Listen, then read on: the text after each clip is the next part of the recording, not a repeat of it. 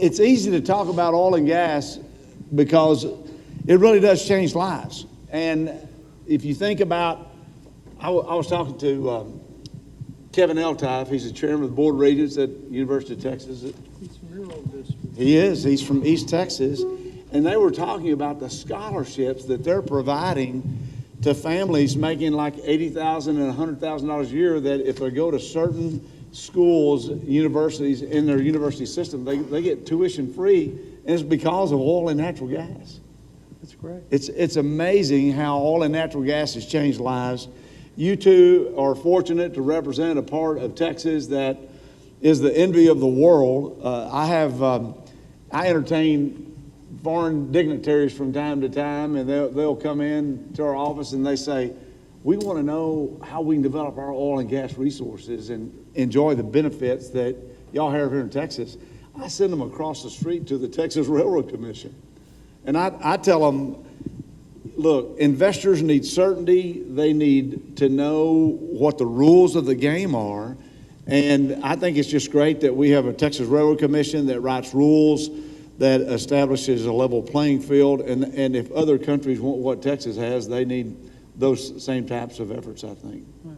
Let me say one thing you need to be corrected on. Okay. Okay, a while ago, talking about the Aggies, this is Texas Tech country. I just thought. In fact, I already corrected them back there with their water bottles they're giving away. They got orange ones back there and no red ones. Put some red and black on there and get it right. I knew we were in Texas Tech country right when he said that. There was no doubt about it. Y'all know where Patrick Mahomes is from, though, right? That's correct. He's from my home area. That's why these people like Kansas City. Yeah, we're all Kansas City fans for sure because of that. Well, I want us to think here for just a moment. The Energy Information Administration has predicted that from the year 2020 to the year 2050, our energy demand is going to double for the world. We're using more power for everything that we do. And so thinking about this, I wanted to get your perspective on what you think the energy mix might look like as our energy doubles in the next 5, 10, and even 50 years. What are some thoughts you might have on that, Dean? And we'll start with you. Well, I think that we all know that the Permian Basin is the key to energy in not only Texas, but throughout the country. And so I think one thing we need to do is we now produce 50% of all the needs in the country today. And so I think that's going to just keep going up. There was a man out here the other day, Pioneer, who, they've now merged with Exxon, and he was predicting that with Midland, Odessa would still grow another 80 to 85 years because of the need and the potential that's out here of the oil and gas that we've got. So I think the mix is heavy, the future's heavy here for us, and I think that it's a real plus living out here. Obviously, we're growing, like my district. I lost 2 counties in redistricting. Because of the population growth. Because of the population growth. There are only 2 legislative districts like that weren't in the cities. And actually, the cities are losing population, too, which is good, probably, in most of those districts. We get rid of a few of them. But anyway, so I think the mix, we're going to be in the mix. I'd like sometime in this conversation talk to you about GROW. Talk to the crowd about GROW, because that's been topic. We've passed it 3 times in the House, the Senate. They don't know what's going on over there. So, but anyway, they didn't. But it's where 9% of the rainy day fund comes back to the oil-producing oil and gas counties in the state, which is interesting because I think. How many counties, anybody have any idea how many counties, we'll just do it easy, don't produce oil and gas in the state of Texas? A lot? Few? Nobody wants to count it like your questions. We don't get any. 30. How many? About 230. 30? About 230. 230. 230? 230 counties. State of Texas or? No, actually, it's very few. It's like 20 counties is all that don't produce oil and gas. And so when they're in our bill, we put a provision in there that anybody that produces oil and gas can apply for funds coming out of the rainy day fund. And all that is money coming back to the counties where it's produced, mainly in the Permian Basin, which is what we're looking at. So I just think in a minute I'll talk more about it, because that's good. we've got to bring those dollars back in roads and other health care and things like that. If we don't, we won't be able to make it. We can't expand. You know, if it wasn't for the PA program that Texas Tech has in Midland, for their whole program throughout this part of the state, how would your 45 counties have health insurance? They wouldn't. Yeah. For health, they wouldn't have it. So these are the things we need. Okay, let me pass it over to you. Senator? Yeah, ooh, that's a hot mic. So, yeah, there's no doubt that we're going to continue to see an increased need for hydrocarbons, you know, at least the rest of my lifetime. You know, we've spent, unfortunately, in Texas, we've spent the last 25 years building a lot of wind and solar off of federal subsidies, which has put our grid, and I guess we may talk about this here in a little bit, put our grid at risk as far as reliability. And so we've got to figure out ways that we can encourage development of natural gas-fired dispatchable power. And so I think what we'll continue to see the need for more natural gas on the electricity generation side. I do think that nuclear is also an area that we're going to see growth. I'm hopeful for that. It's as far as I can tell, everything I've read, the things that I've seen, it's really a great base load for a place like Texas. Well, I think what we're seeing across the country, when we talked a little bit about the term energy transition, that there's a misperception of some political leaders to think that we can do away with oil and gas. But the reality is, if we're going to meet the needs of a growing population, we have to have more oil, more gas, more nuclear, more all forms of energy that make economic sense have to be a part of that mix. And I think energy expansion is the real term that we should be using and we should be focusing on. And it's the economic sense component that we've been missing, because when you look at the amount of energy that is created from wind and or solar, it's a tiny amount of energy as opposed to a molecule of natural gas or oil. Our economist tracks what the power sources are at any particular time during the ERCOT region. And many times this year, natural gas has carried the load 70%, 80%, over 90% of the electrical generation has come from natural gas at many critical times. We have to have that dispatchable power. It makes a difference. We do, and we've got to be able to move it across the states too. And I think this is the need of more ease of building pipelines and stuff like this. And I think all that's important to us, as is fracking. You know, there are a lot of people and some of the people, national candidates, that want to do away with fracking. That's going to really hurt the industry, not just here, even like in Ohio and Pennsylvania and places like that. If you don't have the fracking, we're going back to where we were, which is going backwards. And that means dependence on foreign nations that does not have our interest at heart, and that means exporting those jobs. You mentioned infrastructure issues, and I'd like to kind of turn to that for just a moment. And let's start with transportation. So as the Permian Basin really took off, we know that the traffic fatalities that were discussed were even worse than they are today. There's been some incremental progress.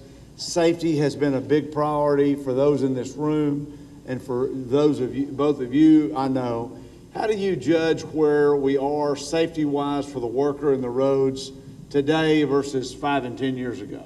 Have you seen some progress being made in the transportation area? I think we have. You know, we're seeing more roads being built, more dollars being put out here.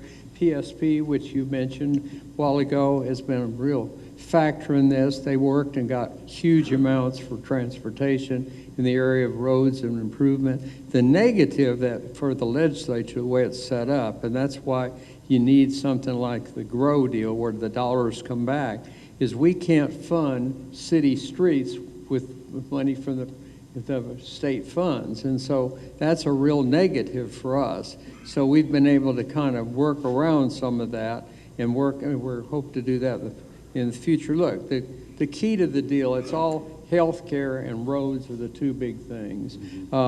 we're in the process of building 2 behavioral health hospitals out here that we got in the last session and the session before. And it's a big factor out here.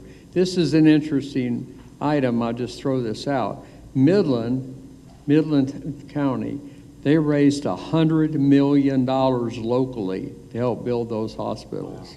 And there aren't many communities that can do that, but they did, and we're blessed to be living it.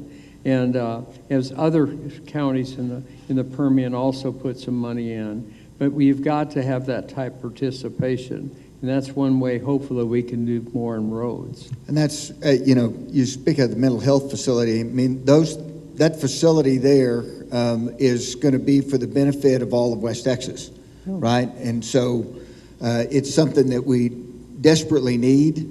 And so I'm thankful for those who've come before me that, have seen that vision, and we're now able to actually see the beginnings of those facilities being built.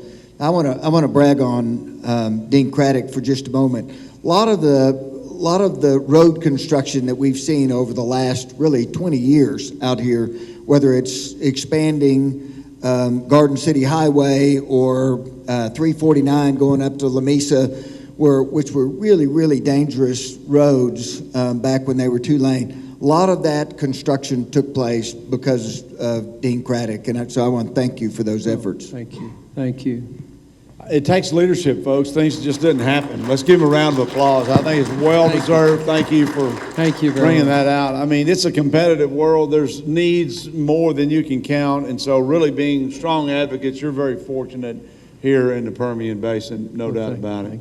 I want to continue on the theme of infrastructure, I think, for a little bit, and skip over some things, and just stay on it because, Senator Sparks, you mentioned about electrical generation. You talked about the need for dispatchable generation. We all remember Winter Storm Uri. Nobody wants to repeat that, right? And I don't think we ever will because of the actions that the legislature took. You open the lines of communication more than they ever were before, and I think that was a big, big factor. And our companies are doing things to pre-position assets, and there's a big issue. But when it comes to infrastructure and those electrical needs,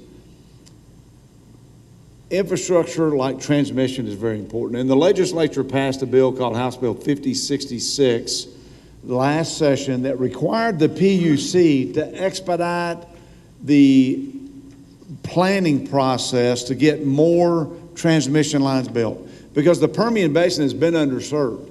A lot of oil and gas activities are still run off of generators. No one has that in their real design. They would like to have dedicated, reliable power sources. And so the legislature passed House Bill 5066. PUC has ERCOT submitting a plan to them that they're under consideration right now. And so I just want to ask you both, and Senator, we'll start with you. What do you think of the plans that ERCOT has submitted to the PUC, and what do you expect the outcome to be? Well, I applaud the effort to understand the electrical needs. What the rest of the state doesn't really comprehend is the fundamental shift that took place out here when we went from producing vertically to producing horizontal wells. And massive shift in the amount of electricity needed to do that. And at the same time, we've got all of our largest oil companies for really perception reasons moving from natural gas-fired generators, diesel-fired equipment, all trying to move to electric-generated equipment. And so that just kind of exacerbates the problem of being behind the 8 ball on power generation out here. So I applaud the PUC for being proactive and the legislature for encouraging them to do that. One of the things that troubles me, though, is, as one of your graphs showed, we've got non-oil and gas entities that are likely to soak up a lot of that new generation. And the reason they can do that is because these data centers take very little planning. I mean, they can be set up in literally 60 days. And as most of you guys know, these oil and gas projects in development take 12 to 18 months to get them designed out to a point where they're ready and they actually need the electricity, right? That's on the second half of it. There's already the drilling and the completion that's taken place. And so structurally speaking, I think as a state, we need to be looking at how do we set up a system that prioritizes the things that the citizens of Texas need the most. Right, and it's also a cost factor. The plans that have been laid out have been very expensive. They're 10 billion plus. And so that's hard. You think, well, the legislature, if you read the paper and that, we've got an $18 billion estimated surplus for the next session of the legislature with the chance for another 10 billion, which is there. But you can only spend so much of that without 100 votes. And I'm not sure you can get 100 votes for motherhood or 2/3 vote in the Texas legislature as of late. But anyway, it's a tough situation. So the cost of these deals, I mean, it's great to come up with plans, but like Kevin said, you've got to have things too that we can plan on and work to the future with. I think that's a big factor. I think it is too. And look, keeping up with growth is a good problem to have. It's better than having empty roadways and empty buildings and those types of things, but it has to be smart planning. We have to have transparency in these forecasts. We have to have accountability with the users that come along. If you're using your smartphone to get information, you're using artificial intelligence today. And we all like that. We like the information. Artificial intelligence wrote my speech. No. I did. Been a better speech. Your wife did, I assume. That's right. But the power demands are going to grow. And so keeping up with that from an infrastructure perspective has a cost associated with it. Because as ratepayers, we all pay transmission and distribution costs on top of energy costs. And in order to make certain energy costs are more manageable and we have dispatchable power, both of you helped pass and create the Texas Energy Fund, and voters that voted last November of 2023 overwhelmingly approved setting aside some of these resources that oil and gas made available to the state to be in an energy fund. And that energy fund, we had over 72 applicants to build 38,000 megawatts of power. Now, that's 38 gigs. I don't think it's all going to be built, but that is in front of the PUC today. So I wanted to get your thoughts on the energy fund, how you think that's going, and do you have any ideas on the way you'd like to see PUC manage that? You go first. Sure. Yeah, well, we did $5 billion. That's a B, not an M, okay? $5 billion that we went and the people approved it. The governor and lieutenant governor have been forthcoming. They want to double that in this next session of the legislature. But, you say, well, I've had people say, well, how's it going? What have y'all done? Well, they've just now got the programs or ideas being put forth. I guess this last week was the end of it or whatever this week, the dates you can submit those. So we've got to see what people lay out there and how hard it is to put them into effect. I think it's great. And there again, I like the concept that it goes back into the areas where it came from, which is the people that pay taxes and that we're producing out here.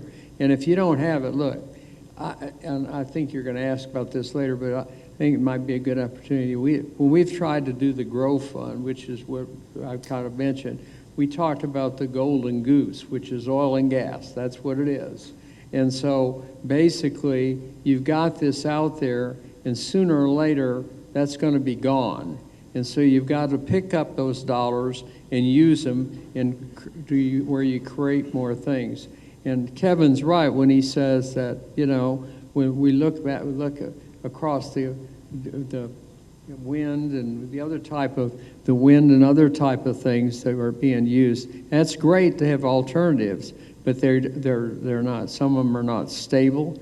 If the wind's not blowing, whatever, you get the production. And the sun goes down every night. Is that right? I don't know. Still. Last night, did you see the moon? It was one of the largest moons we've ever had. So I don't think that had any effect on it. But you're right.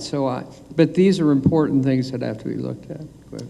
Senator, is the energy fund going the way you envisioned when you were debating this during the legislative process? I think generally speaking, yes.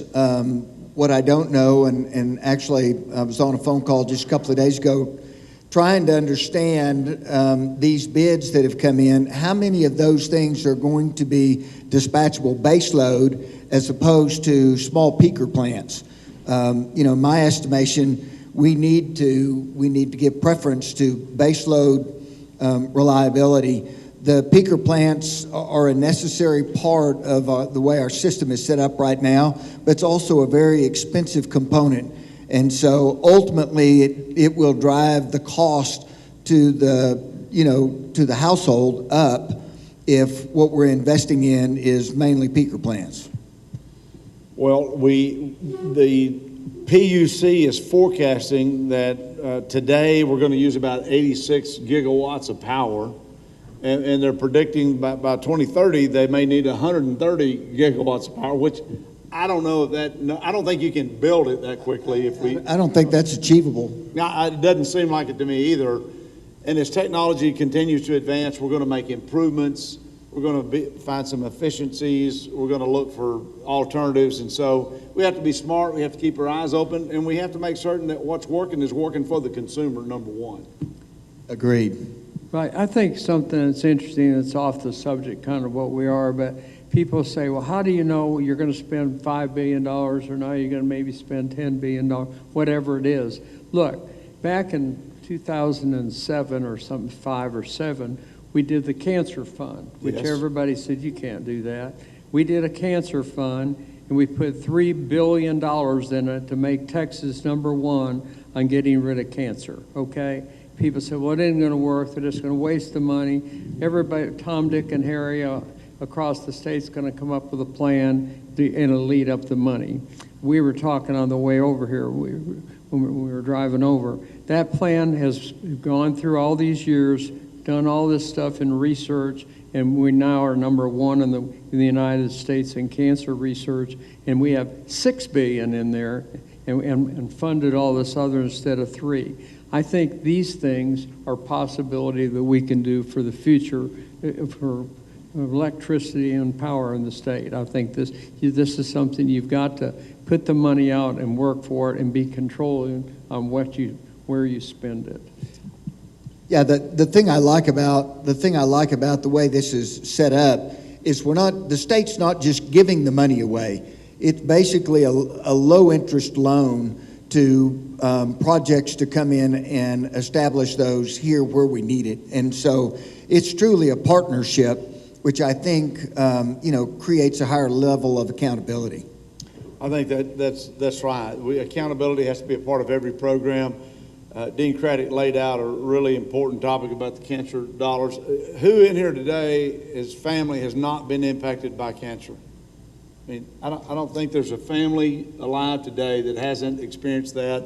That's working well, and it's good to see that same type of structure meeting our energy needs, because our energy needs are growing as well. Right, and we're looking at a possibility of doing the same type thing for Alzheimer's. I mean, here again, who knows someone that isn't affected? And really, the research isn't being done, and it's all part of a circle. And so, there again, maybe Texas can lead the charge on that. So, well, 2 more quick questions from these experts that we have and are fortunate to be with us today, and we so appreciate the time. One question is, we kind of touched on a little bit earlier, rig count is down. Rig count continues to really contract, but production is growing up. And so what's the driving force behind the lower rig count, but yet the higher production levels? You're the producer. Yeah. So the short answer, I think, is that we're getting more efficient in getting more barrels out of the same amount of drilling activity. And so back when we were drilling vertical wells, I first came into the oil patch. It was almost 30 days to drill one vertical well down to 10,000 feet. And, at this point, we can drill a 2-mile horizontal, the lateral part of it, in about 4 days, wow, which is just phenomenal. And, you know, I give a lot of credit to our industry that the technological improvements that we've seen, not just in the last 20 years, it's really been the history of our industry. And so that's the short answer, is that we're just getting better at getting oil and gas out of the ground. I think it's technology. That's what its key is all about. And I think Kevin did a great job of explaining that, and I think that's the deal. And we've got more people that are involved now and are wanting to be in the oil and gas industry, and I think that's a big factor. I mean, we got vacancies in jobs in a lot of different areas. In your colleges, you've got more people studying engineering and stuff like that, where that had all gone down, and I think that's a real plus. I like to say that modern day oil and gas companies are really innovation and technology companies, because they're investing in new techniques that make a difference. One operator told me the other day that today they're doing the same level of activity with 16 rigs that they did with 23 rigs just 2 years ago. That's phenomenal increase. And look, here's the reality. Oil and gas, oil is traded on a global basis, right? I mean, what happens in other parts of the world impacts what happens right here in West Texas. And so being competitive, staying on the edge will continue to make certain that we can make Texas grow and encompass all. If all of the United States thought like Texans did, it'd be a lot better country, I'm here to tell you. Well, and I can tell you, the moderate regulation that we see here in Texas, and you talked a little bit about this in your opening remarks, is one of the things that does make Texas an attractive place for people to put investment dollars into oil and gas, as opposed to a lot of other states. Mm-hmm. That's right. Well, in the economy right now, you know, you got problems, your banks aren't lending and stuff like that, and yet you're still seeing the industry produce, and I think that's a big factor. I want to wrap up with one question as we look for the 89th session of the Texas Legislature that'll be starting in January. By the way, I've not been there for all of those. But close. I just wanted to supersede a comment from the left over here. Well, you've done a fabulous job. You've made a big impact. Not many people can have the impact that Tom Craddick has had on the state of Texas, folks. I'm here to tell you, it's amazing. And you talked a lot about the GROW Initiative. The GROW Initiative is a legislative bill that Dean Craddick has championed that would make certain that oil-producing counties and communities get a level of funding so that you can keep providing the good things that all Texans enjoy. Is that a good summary of it? It is, and it's where it goes back to the area that produced the dollars. And I think that's what's needed. If not, like I said, the golden goose is going to disappear.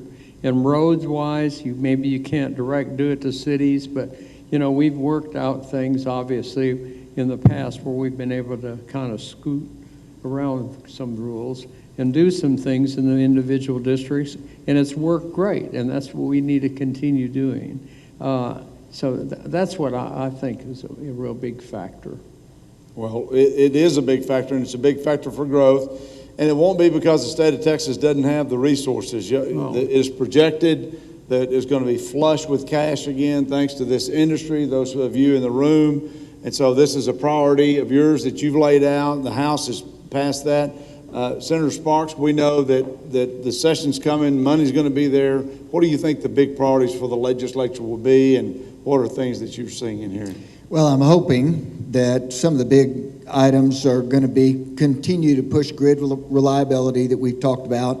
Also believe that water across the state of Texas and water infrastructure needs to be a main focus. And then in addition to that, rural health care. And we've talked a little bit about that, but having good health care across West Texas and the Panhandle is going to be critical if we're going to continue to find people to come out and produce oil and gas, raise cattle and cotton and everything else that we provide for the state. And if you don't have the people come in, you're not going to be able to continue expanding the industry and drilling more and more. For a while, we had a hard time getting people because of schools, to be real truthful out here. Our schools were down, And I think that's picked up. We've obviously, in our hometown, we've passed a large bond issue that I think will be a plus for new schools and hopefully for education. But I think, you asked what do we do? I think education and roads are a big factor. And we need to look at other things that are needed in the individual needs of the different parts of the state. It's a big state. Water's huge, and passing a statewide water bill is tough. Well, you've heard what the needs are: water, roads, education, healthcare, all the kind of things that impacts every person here today. And we're thankful to have champions for that, and Tom Craddick and Kevin Sparks. At Texaco, we created a career center to where companies that are looking for employees and employees that are looking for jobs can go to match them up in the oil and gas industry. We're excited. So if we get unelected, maybe we can get a job. You can go to texaco.org and look for these career centers. That's right. Let's give our special guests another round of applause. Thank you all for coming today, and we'll turn it back over to Ellen and PRSC.